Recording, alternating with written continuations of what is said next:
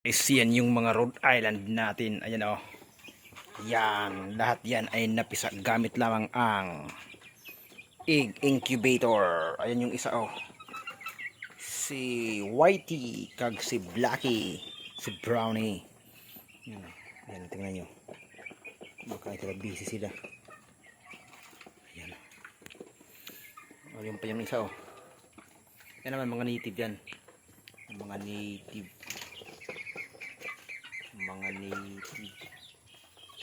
Mga native sila.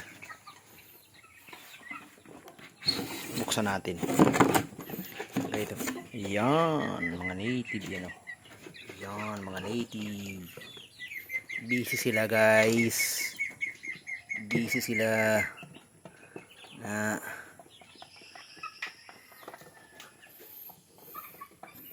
ito lang ginawa ko guys kasi dito sa amin marami ang sawa. Kaya hindi na sila mapapasok din ng sawa. Ayan naman yung sila mga duckling. Sila naman yung taga-ponpon niya sa ilalim. Ito naman yung dalawa mag-asawa.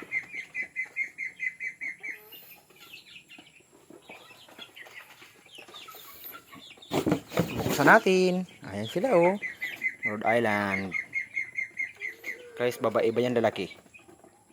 Kayo nang bahalang humusga. Uy. Bundat na bundat oh. Yan. Oh, bawal kang lumabas dyan. Bawal kang lumabas dyan. Oh, bawal. Pasok ka. Pasok. Bawal nga.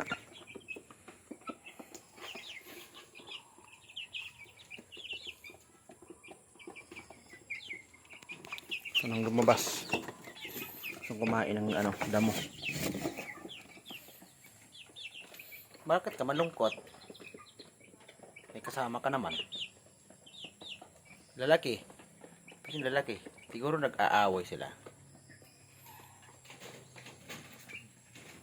Yung dalawang maliliit na yon. Yun. Egg incubator din nang nagpapisan yan. Pati yung mga itim na yan oh. Yung tatlong mga maitim na yan. Maiitim na Rhode Island daw yan. Rhode Island. Yan.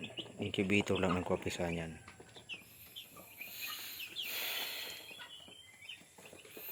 Yan guys. Nag-aalaga ako ng dito sa bakura namin. Yung dating ginawa namin na 45 days. Nag-alaga kami ng 45 days. Yung napakalawak rito, binago ko yun. Kasi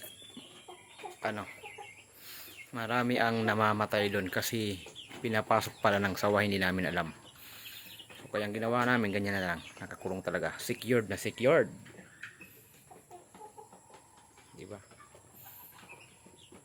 Kahit may lambat papaligid, ganun pa rin.